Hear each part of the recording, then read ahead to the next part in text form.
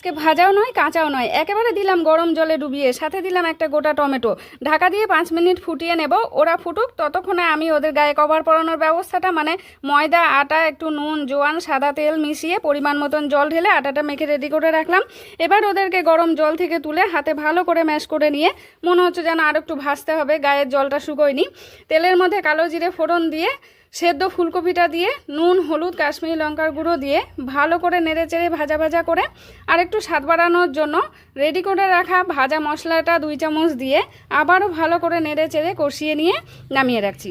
এবার আটার গোল্লা থেকে লেচি কেটে রুটির আকারে বেলে একটু করে ফুলকপির লাড্ডু ভরে দিয়ে চারিদিক থেকে হালকা করে ময়দা ছড়িয়ে চৌকো গোল যে শেপ হবে সেই শেপ দিয়ে দিলাম তাওয়ায় ফেলে। তারপরে চারিদিক থেকে একটু তেল ছড়িয়ে এপিট ওপিট সেকে নামিয়ে নিলে রেডি ফুলকপির পরোটা। শীত এসছে, ফুলকপির পরোটা না খেলে কি জমে বলুন? এইভাবে একদিন ফুলকপির পরোটা করে খাবেন, দারুণ টেস্টি হয়।